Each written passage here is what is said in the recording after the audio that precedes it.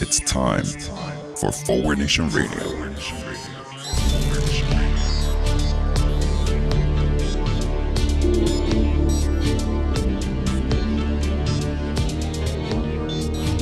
Now here he is, the host of Forward Nation Radio, David Leventhal. Welcome to Forward Nation Radio with me, David Leventhal. Thank you for joining us for this, our divisiveness edition of Forward Nation Radio. Or as they say on Fox News, hey, how'd those guys get our business plan? We have been, since we were asked by one of our astute viewers a couple of weeks ago, we have been thinking a lot about the issue of divisiveness and, frankly, how it absolutely is the strategy of one of our two political parties and why. So, we're going to start off by asking ourselves what Republicans ask themselves apparently every morning. How can we be more like ISIS? Yeah, that's divisiveness. Well, how are we being like ISIS right now?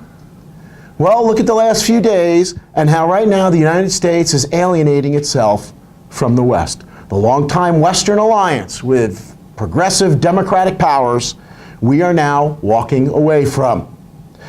Did you notice that Mr. Rex went to Europe? Rex Tillerson, Secretary of State, went to Europe, where he was warmly welcomed.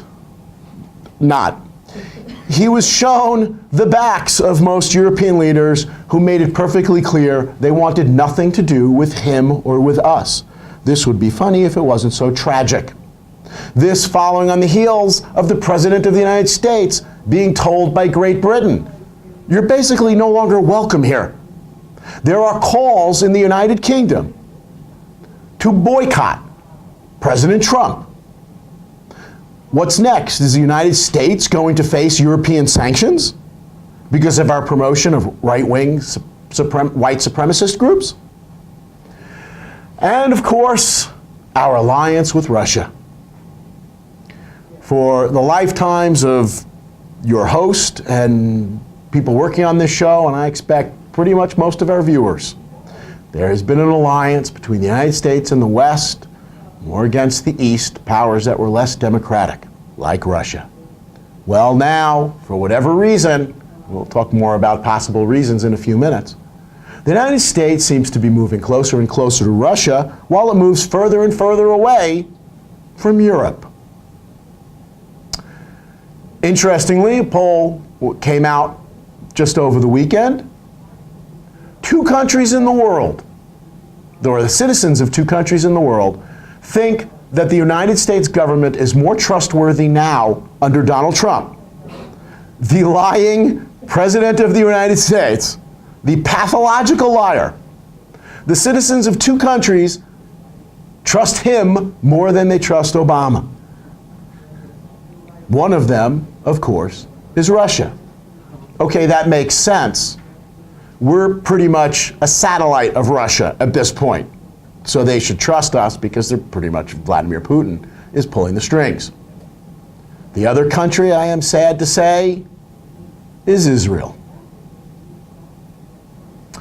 And we will build on that as we go, because the second way that we are more like ISIS than many of us would like is the fact that we are increasingly becoming a country of extremists.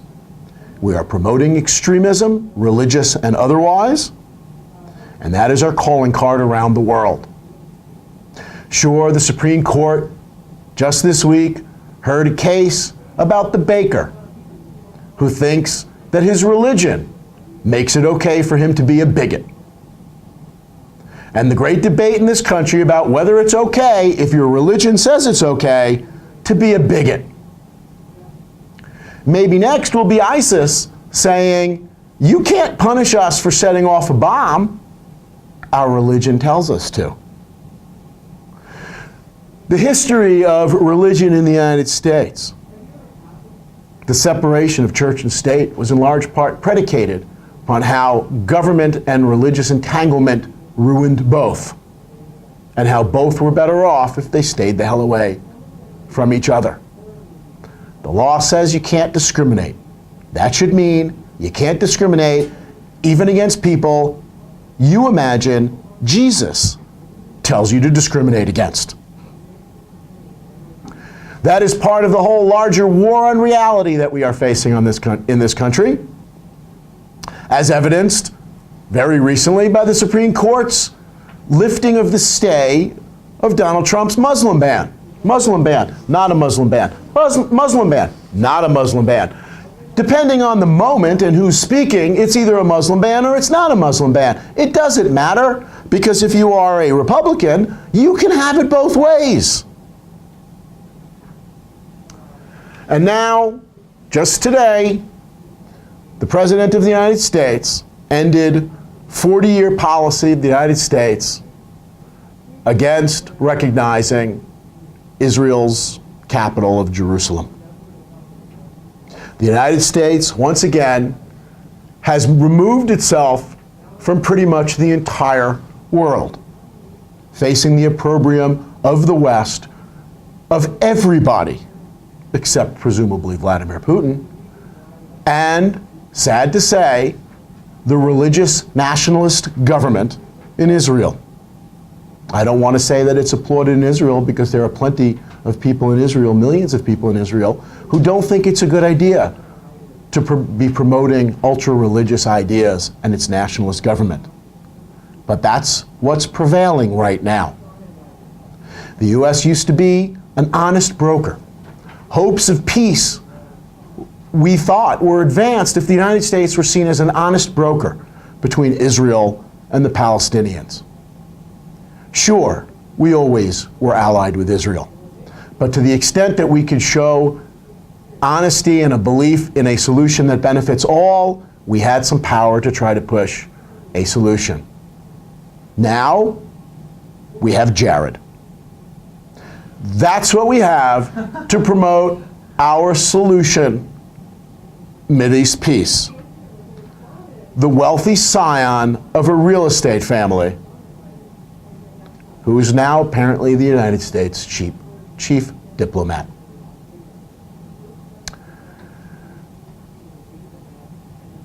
I know that in Israel, at least among their ultranationalists, it's easy to dismiss the world's condemnation of this move by saying they're all anti-Semites. Well, I'm sorry, Israel, but when you back Donald Trump, when you ally yourself with the guy who empowers anti-Semites in America and around the world, you really don't get to play the anti-Semite card anymore. Beware your allies, Israel. I understand that the American right now is your ally. Religious fundamentalists in America, right-wing Christians, are big supporters of Israel. Let's be clear that we all understand why. Because you need to be in Israel so God can kill you all. That's right. Armageddon, the Ascension, all that stuff, according to these apocalyptic Christians, happens only if the Jews are in Israel. So the next time there's a pandemic that threatens Israel, you think these people are going to have your back? The next time there's a nuclear threat against Israel, you think they're going to have your back? Or are they going to say, this is what we've been waiting for? We're all going, good Christians are going to heaven now. So the U.S. is moving its embassy to Jerusalem. I understand that reports that it will be housed in a building shaped like a middle finger are not true. They must be coming from the Trump administration somehow. More divisiveness? How about Russia? How about the divisiveness that comes from an American administration working with a hostile foreign power to achieve power? Well, Russia's back in the news this week, and not in a good way. Trump's collar is getting tighter and tighter and tighter these days. That may be why I took my tie off. Or was it because my tie doesn't match? I don't know. As you probably heard, our former National Security Advisor, Michael Flynn, has pled guilty. to at least one criminal count and is apparently cooperating to the extent that he must with the special counsel. He is announcing he has apparently already spoken to the special counsel and said that he was directed by a higher up in the Trump campaign, in the Trump transition team, to contact the Russians. So far, he's saying after the election, so we're not yet dealing with the theft of an American election. What we are dealing with is a Logan Act violation, which they seem to be admitting to. The Logan Act basically prevents American citizens, including the president-elect, from working with a foreign power to undermine U.S. policy. Well, we pretty much know they've been doing that. They were doing that to undermine sanctions against Russia. They apparently now were doing that to undermine our policy regarding Israel and the Palestinian crisis. The question now on everyone's mind is, who is Deep Throat? Who is the higher up in the Trump transition team who also, according to Flynn, violated the Logan Act and committed a crime? Speculation is that it's Jared. Oh my God, how will we ever be able to negotiate Middle East peace if that guy's put in prison? It is remarkable the extent to which we are continuing to see more and more ties between this administration and the Nixon administration, which you trivia buffs may know was the only presidential administration in the history of this country that was forced to end early for reasons other than assassination. President Nixon, the only person to be sent from office. We only found out after the fact that he was lying about the extent to which they were violating the Logan Act and leading to the death of thousands of Americans and many thousands of Vietnamese by undermining peace talks in Vietnam.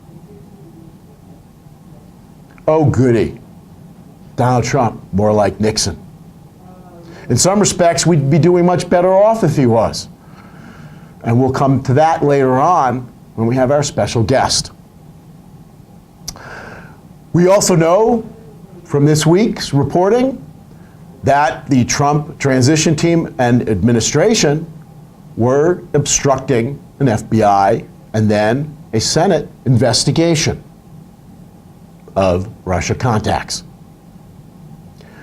Trump himself tweeted, "I had to fire General Flynn because he lied to the vice president and the FBI." This is after months of saying he lied to the vice president. Why the difference? Because lying to the FBI is a federal crime, and it shows that the president knew when he was firing the FBI director that he was undercutting an investigation into a federal crime. That is obstruction of justice. And of course, he reached out to senators saying, "Come on, couldn't you just end your investigation?" Obstruction of justice and respect for separation of powers. Okay, here's, I guess, going a little bit off the divisiveness front. Come together right now over Roy Moore. That's right. We can all be thrilled that the Republican Party has decided to rally around the man who's credibly alleged with molesting a 14-year-old girl and sexually assaulting a 16-year-old girl. Okay, so while the Republican Party comes together, the rest of us get divided. The rest of us who think it's not a good idea to put a child molester into the United States Senate. Yes, the Republicans, because Donald Trump came out strongly for Roy Moore, and the Republican Party followed suit and started giving Roy Moore money. We are one big happy family again. Okay, admittedly, one big happy family where grandpa can't be left alone in a room with the baby, but still one big happy family. Speaking of grandpa, did you notice the interview of Roy Moore where he couldn't run away from the idea, he wouldn't distance himself from the idea that maybe homosexuals should be executed? He didn't want to express an opinion on that. Tough question. Like, are Nazis bad? Or is child molestation bad? Couldn't really answer that question. What's interesting, of course, is he referred to the Bible. The Bible, my understanding, refers to sodomy. Sodomy isn't just homosexuality, at least under US law. I don't know, maybe the Bible's more specific at some point. Maybe someone can help me with that one. Sodomy includes oral sex. Like if you take a 14-year-old girl, or was that the 16-year-old, and you try to put her face into your crotch, that would be sodomy. Attempted forced sodomy on a minor. So maybe we should execute Roy Moore? Maybe we should ask Roy Moore if we should execute Roy Moore. Oh no, I'm just kidding. Because Roy Moore has evidenced what the Republican strategy now will be on sexual misconduct. Deny, deny, deny. This whole idea is premised on maintaining our divisiveness. I'm okay believing that this guy maybe isn't a child molester, so they say in Alabama. I guess I should do that with a Southern accent. Because, well, at least he's not a Democrat. Really, that's where we've gone. Deny, deny, deny, and eventually it's a thing of the past. It's been eclipsed by more recent news. The attention span of the American public is so short that we could just move on this one, and eventually they'll just forget about it. Unfortunately, of course, this isn't going to work for Democrats. So we express the worry that what we're basically going to see is that progressive senators and congressmen might be asked by their own caucus to leave, whereas the Republican Party will be like, not so happy with it. Yeah, okay. Don't we have something else to talk about? That's old news. Yes, the Civil War. The South has surrendered. But apparently, it still hasn't conceded. How does this happen? It happens because of our divisiveness. And I'm going to get a little divisive here. Are we being hypocritical, those of us on the left, who aren't so quick to believe every allegation against Democrats? I err on the side of I trust the women. But I also want to see some evidence. And yes, I do want to see more when it comes to Democrats than Republicans. Why? Because the Republicans, conservatives, have a history of making shit up to win political arguments. They have a James O'Keefe. They had a Breitbart and have a Breitbart news, so-called news channel. They have a Fox News. They're good at making shit up. And I don't put it past them to create things that weren't really there. So let's investigate people like Senator Al Franken. But I'm not as quick to jump to conclusions. Is that partisan of me? Yes. But it's also based on how fake news has been disseminated in this country. And that brings us to Democratic Party strategy. We talked last time about the big tent, about Sanders' call for the Democratic Party to become big tent. I agree with that. But how big? Should we be inviting racists in? Should we say to Jack Phillips, okay, you can hate gays as long as you're okay with blacks?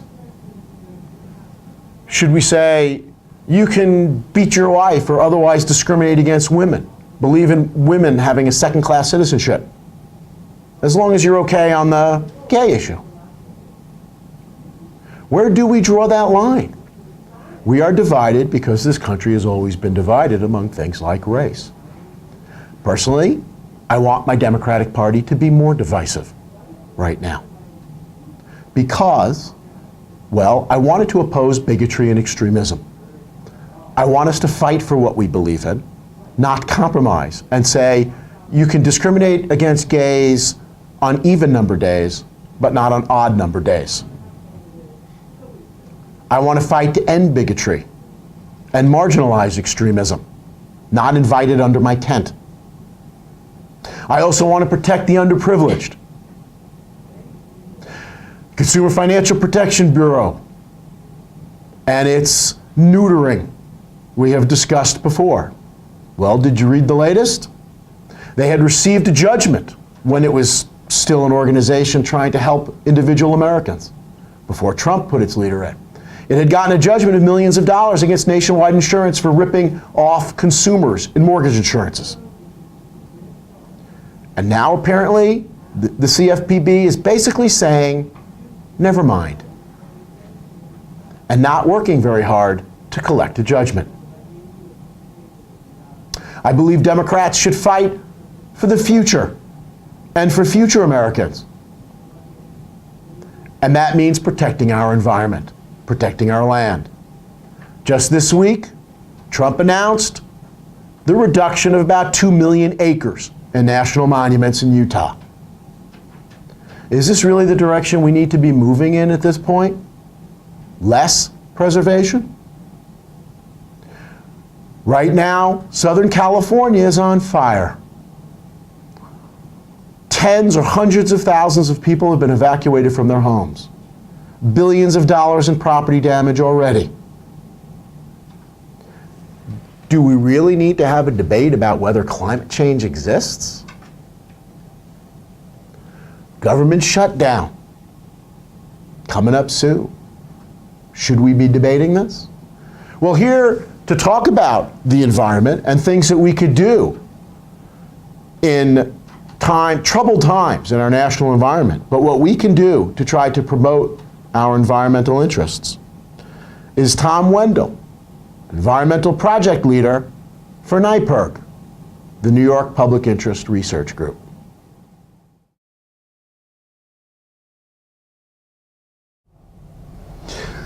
Tom Wendol, welcome to Forward Nation Radio. Thanks for joining us. It's an honor. Thanks for having me. Tell me what you're working on right now for NYPIRG. All right, so right now we just had a whole thing today. We were collecting petition signatures for ExxonMobil and holding them accountable because in the 70s they misled their shareholders and they basically said that climate change was not endangering the human species and that it was not something that they should worry about and that burning fossil fuel was completely fine. This was starting in the 70s. Yeah. ExxonMobil knew. Yeah. Their own scientists were telling them that climate change was real. Yeah, they have tons of money to spend on that, and they had leading scientists, and they purposely misled the public. They misled their shareholders too, I think, right? Yeah, yeah. They misled their public and misled the shareholders about climate change when they knew it was happening, beginning in the 70s and extending through the 80s, 90s, zeros. Yeah, and then recently they've come to terms with it, but that's all they've done. They say we acknowledge that climate change is real now. Tell us about the Williams Pipeline. Okay, so the Williams Pipeline is supposed to bring fracked gas, which was banned in New York State in 2013, and they wish to bring fracked gas from Pennsylvania through New Jersey, around Staten Island, and into Rockaway Beach, our own Rockaway Beach. And yeah, they particularly picked Rockaway because the stereotype of people who live there are not concerned about these things, Like, if it was an upper class scale place, then... Environmental racism? Yeah, pretty much, I want to say that. So yeah, they particularly picked a low SES area.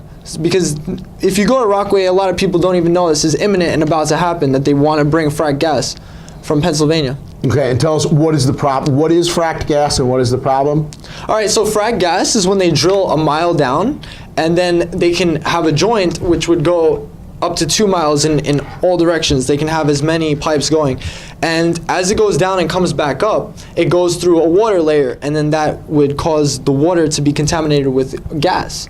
And then you might remember the videos from back in 2013, 2012 in New York State when people were lighting their tap water on fire. So that's going on still in Pennsylvania. It's terrible. What was that? Was it Gasland? What was yes, that's a film. That's a film. I just recently watched that again. Yeah, it really looks like a third world country, and that's the way it is in certain parts of environmental racism, man. It's real.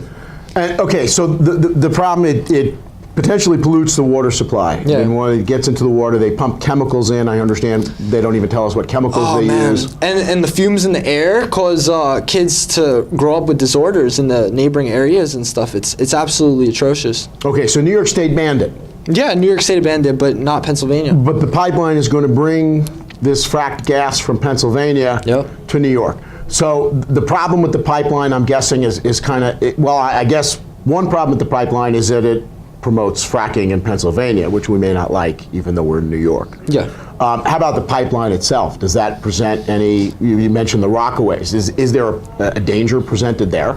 Well, in the recent years, hurricanes due to climate change have been becoming worse and worse and worse. And the worst Hurricane Irma that just hit us recently, it was the worst recorded ever on the Atlantic. And as infrastructure is being built on the coastline, you're gonna, damn well, it's gonna get broken. You know, like as the hurricanes get worse and worse, things that we've never even thought would happen are happening. And you know, we're not prepared for this. We don't need another oil spill, especially on Rockaway Beach in New York City. It's terrible.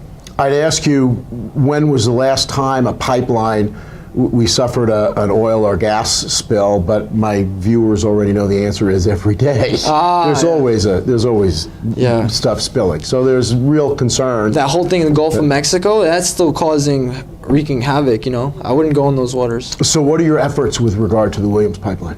Well, we were signing petitions. We got hundreds of signatures for that today, and we're working with this woman named Noelle from Surfrider. They're an organization based on the East and West Coast, and they've been awesome. She gave us the petitions, and we've been signing them.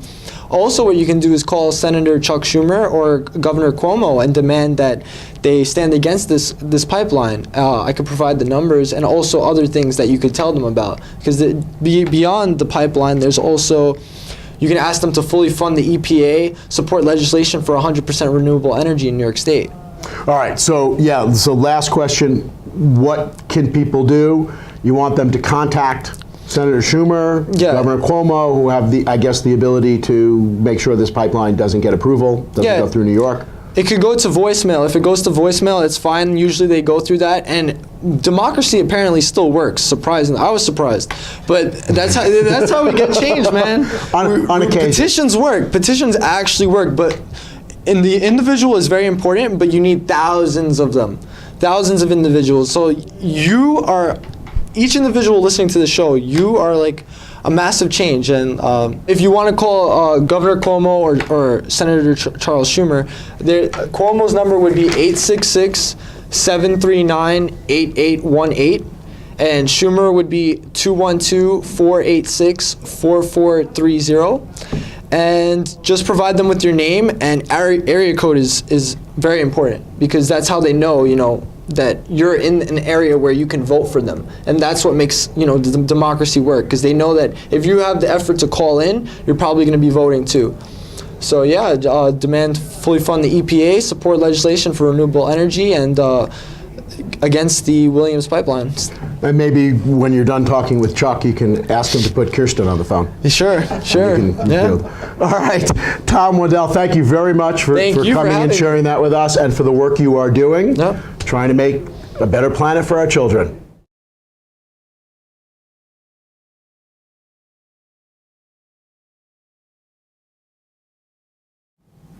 Thanks to Tom Wendol again from NYPIRG. And finally, for today's show, taxes. You didn't expect to get away without talking about taxes. The Senate just passed its version of the tax bill with some last-minute additions. Many actually scribbled on the side of the page. Last-minute additions, they passed a bill that nobody had read. Did I mention that some of the bill is hand-scribbled in the margins of the bill? But we do know that they added even more to rich people, developers, banks, and oil companies, because this is America, and it's time we stop screwing over the developers, the banks, and the oil companies, of course. Does it get rid of any of the loopholes that they've been promising? No, it's high times for scum who make a very lucrative living off of catering to people who want to avoid their taxes. There'll be lots of loophole seeking. Way to go, John McCain, who voted for the bill. Do you remember a month or two ago, Forward Nation Radio viewer, when John McCain gave that wonderful speech in the Senate about how he lamented the breakdown of order in the Senate, like how things got rushed through, they weren't debated, whatever. So he ended up signing a bill with scribbling on the side. I wonder what he was given in order to sell out the last way. He doesn't, unfortunately, have much of a future, I guess. Not in politics anyway. But his family, he has offspring. Maybe they promised a lot to his daughter. So Donald Trump came out and placated his supporters by saying, this is going to cost me a fortune. Believe me, this is not good for me. This is a higher calling. I do this because I'm such a selfless human being. That's why I do this. I don't care about myself. I'm just here for others. My wealthy friends are angry at me because of how much this bill screws them. Okay, if that's true, just release your tax returns and we'll all jump on board. Because other than that, of course, those of us with any semblance of sense look at this and think, how stupid can these people possibly be? Donald Trump, all about caring for others. Susan Collins held her nose and voted for the bill, as she said she would. And apparently it was because Donald Trump had personally assured her that they would fix some of the problems that she saw in the bill. That's good enough for me. If Donald Trump says it, you could take that to the bank, which is now going to get tax cuts. Fake news. This is all about fake news. Believe me, Donald Trump will benefit from the tax cuts. It's really good for him, to the tune of millions and millions of dollars a year. For people earning $40,000 to $50,000 a year, they'll lose in aggregate about $5.3 billion. Millionaires, however, will gain about $5.8 billion. According to the Joint Committee on Taxation and the Congressional Budget Office. And that really pisses me off. I don't understand.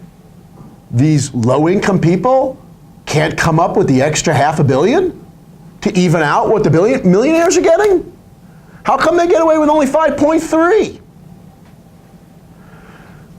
It's not just Trump lying. The Treasury Secretary of the United States looked the public in the eye and said, we have a report that says this is going to create tremendous economic benefits. They had no report. They didn't even have anything close to a report. He just flat out lied. This would have been the news of the year, except it wasn't even the news of the hour, because this is the Trump administration, and fake news is just expected because it's flying so fast. So they're out there now trying to discredit the whole Joint Committee on Taxation, which 2 weeks ago they were talking up as a credible institution, because it sells reality. And reality doesn't sell in Trump land.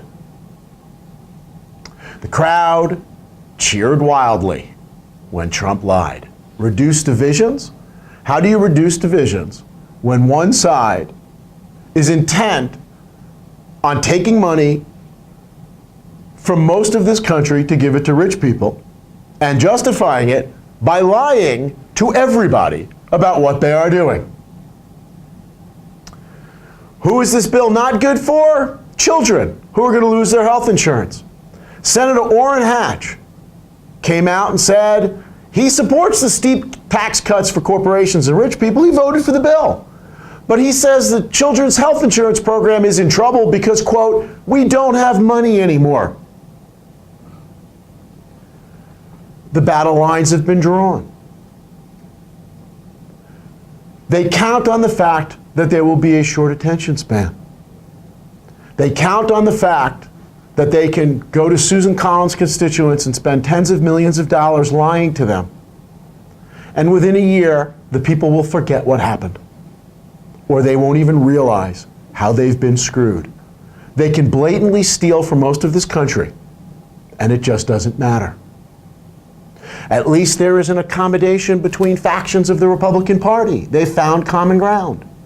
The religious groups are paid off in the Senate bill, or paid off in the House bill, by breaking down the wall between church and state and letting rich people funnel money through religious organizations. That figures to end well. Steve Bannon, the populist, where are you? Why are you not speaking out against these tax cuts, which supposedly you're against?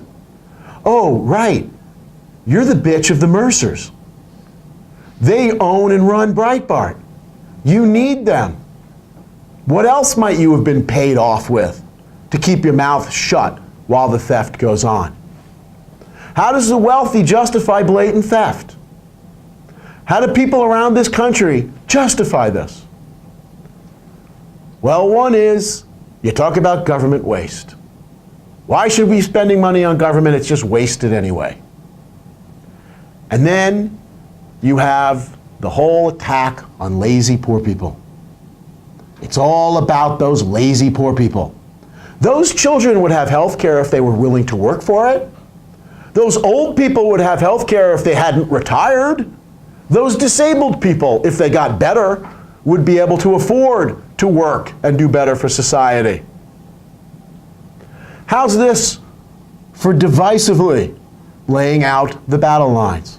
Here's Senator Chuck Grassley. I think not having the estate tax recognizes the people that are investing as opposed to those that are just spending every darn penny they have, whether it's on booze or women or movies. That's right, poor people. You too would have the $11+ million that you would need if you weren't wasting your money on movies.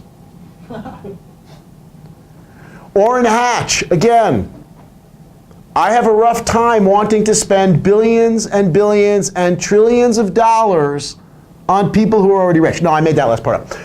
Of dollars to help people who won't help themselves, won't lift a finger, and expect the federal government to do everything. I'm talking about you, children. Stop wasting your time in school. Get a job, damn it. Didn't you read Oliver Twist?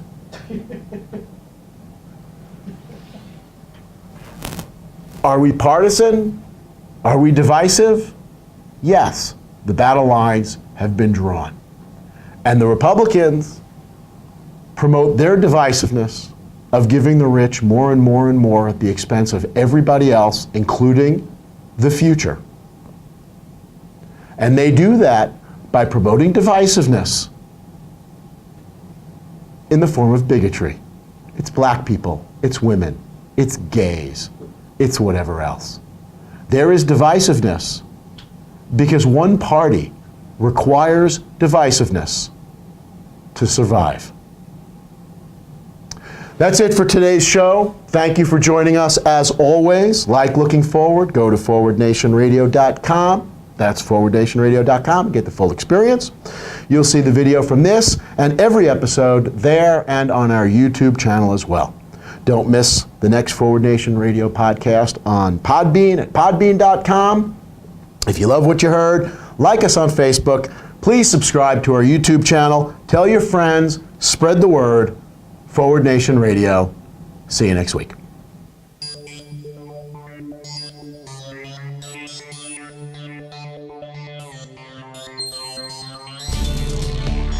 You've been listening to Forward Nation Radio with David Leventhal.